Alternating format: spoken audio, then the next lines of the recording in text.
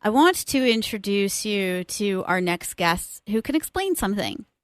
Why more men are getting plastic surgery and cosmetic procedures. And you know what? I know that the first place that your mind can go is to thinking that this is something entirely superficial. And there was that recent article in the Toronto Star that was calling out this 28-year-old for using her CERB to spend it on Botox and booze and all these sorts of things. And I said this before, and I'll say it again. If you're buying booze, if you're buying cream puffs, if you're buying cheeses, if you're buying books, if you're paying for rent, whatever you're using your money for, including if it's for Botox, maybe you're using it to make yourself feel better. Maybe this is a form of self-medication. Look at the times that we're in. And people are doing whatever they can to get by. So why not let people just feel good about themselves? If eating a cheesy makes you feel good about yourself, or if maybe getting a cosmetic procedure helps you to that point, you need to do whatever you can to get by. So I'm not the one to weigh in on this conversation, but I've got a couple of people who may be able to give you some very good perspective, especially considering one of the latest reports from the American Society of Plastic Surgeons reveals that more than 1.3 million cosmetic procedures were performed on men last year alone, representing a 29% increase since 2000.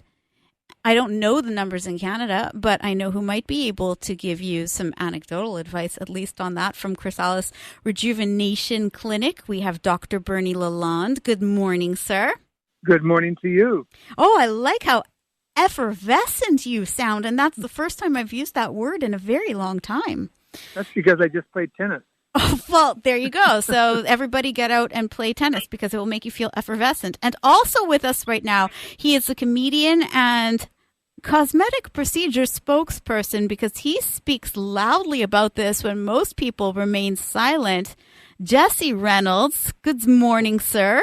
Good morning. I'm effervescent too, but for me, it's the Botox, not the tennis. You are not afraid to talk about it. I see your posts online and you're talking about going for Botox, going for, what's the other thing that you just did and you told me you're swollen from it? Cool sculpting. Cool sculpting. Why, sir? And I know that you are a spokesperson for these procedures, and I know that you get your help from Chrysalis Rejuvenation Clinic, but why are you so open to talk about this when most people don't want to?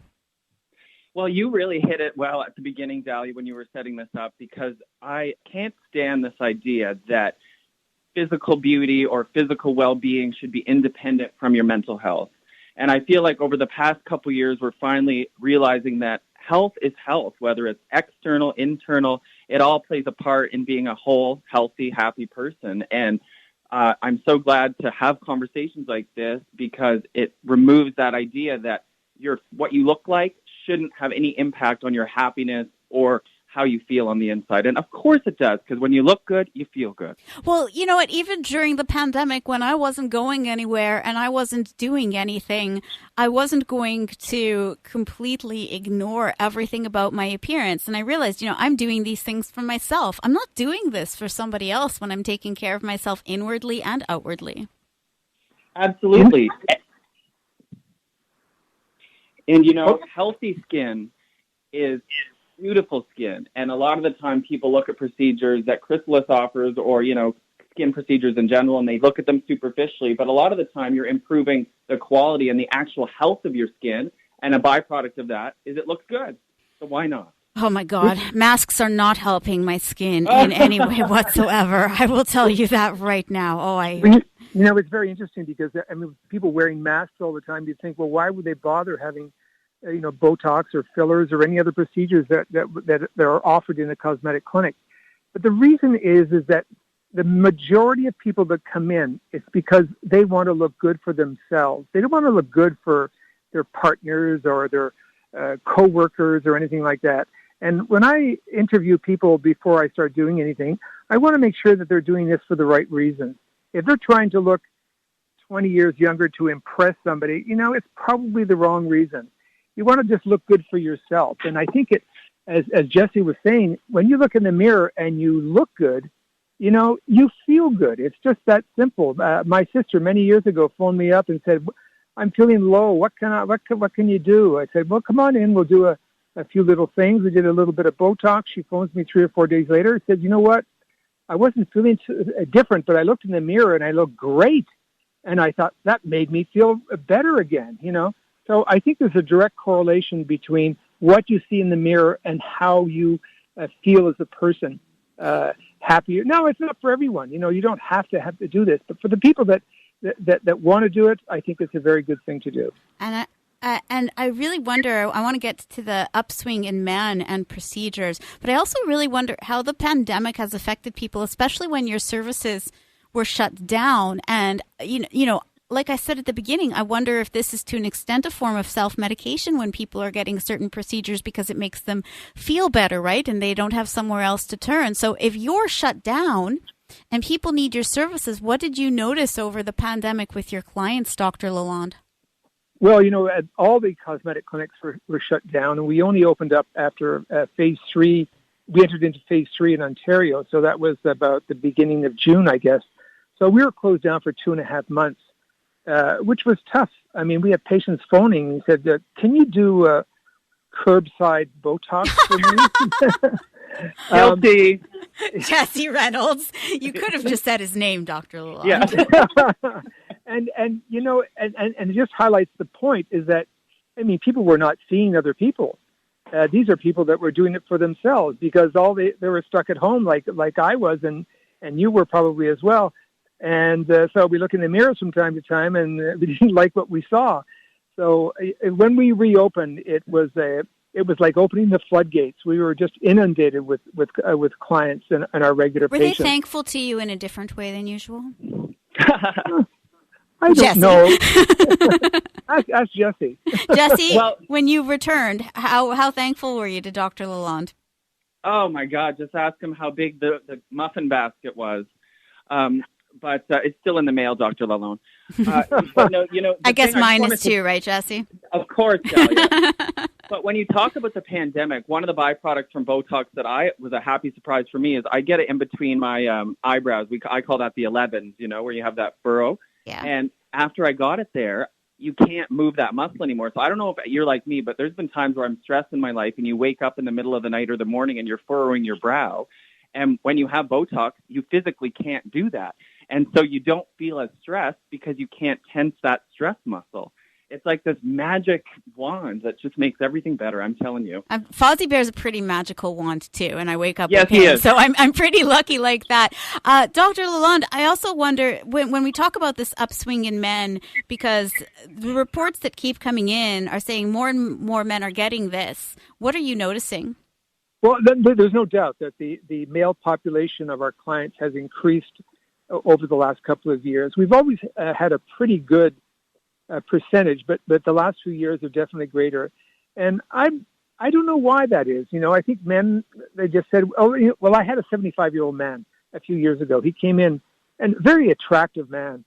And he said, you know what? I'm 75. I feel great, but I look at my face. I look a bit older than I'd like to look. I just want to look better. And if the technology is there to make me look better for not very much money, I'm going to do it. So I think that's the thing. The men look at themselves. Sometimes we have men that come in, and they're out of their significant relationship and they're on the so-called on the market again, and they just want to look. They want to look younger and they want to look better. But the main reason why men are coming in, I'm really not sure. But I think it probably has to do with some degree of self-esteem.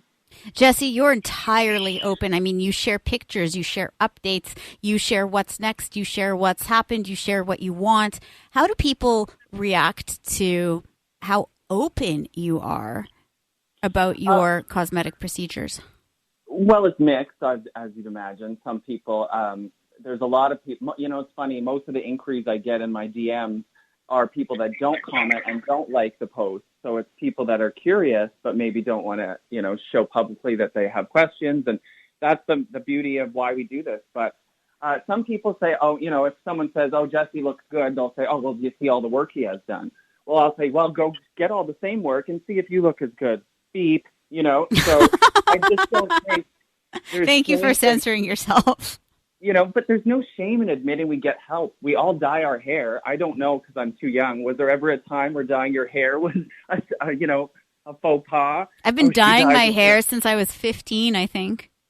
So now I feel we're entering this new era of cosmetic procedures where people are accepting that it's not such a terrible thing. And if the help's available, why not take advantage of it? And men aren't afraid anymore to admit that we can do it all on our own. And it's okay to say you need help sometimes because you're not going to be able to erase that wrinkle without Chrysalis or without Botox.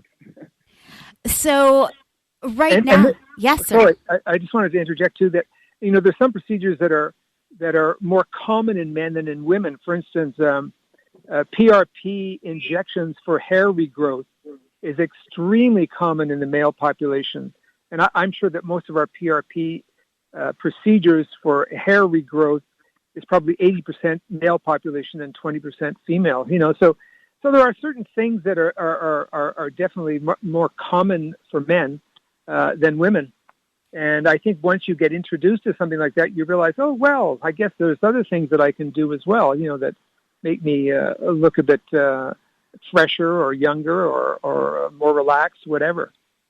Jesse, last question. What would you say is the greatest benefit that you've taken from doing these procedures that people will call superficial?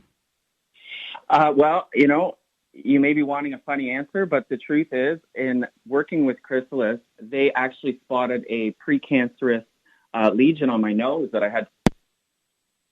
Oh, we just lost Jesse. Dr. Lalande, can you tell us what he was about to say? Because that sounded very serious. Well, the going to see your whether you see your dermatologist, your family doctor, or whatever, a skin examination is always very important. And of course, when we have patients come into our clinic for cosmetic reasons, we always look at their skin. And in Jesse's case, since he was open about it, he had what's called a Nectar Keratoses, which are very common, particularly in sun-exposed populations. And of course, this summer, with the tremendous amount of sun we've had, I would think that things like that are on the rise. Anyways, these are precancerous skin lesions. They're not very aggressive. They only turn cancerous in maybe 1%. But when you spot them, they're easy to treat. And that's exactly what we did with Jesse. So something that people would call so superficial has made a really deep mark in his life. So, Jesse, you're back now? Absolutely. Had I not gone to them, who knows when I would have caught on to that being a problem. Well, I'm glad that they found that. And I just it's very refreshing, Jesse, that somebody can be so open about things that many people try to hide. And despite taking flack, you still do it, and you do it with a bleep and a joke. So thank you so much. I just want to be Joan Rivers, really. That's the truth.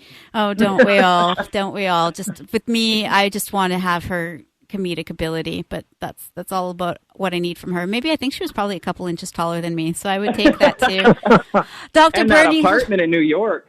Okay, I'll take that too. Yeah. I'll take that too. Dr. Bernie Lalande from Chrysalis Rejuvenation Clinic, and people can find your website online. I'm absolutely confident in that, right? Yes, they can, and thank you very much.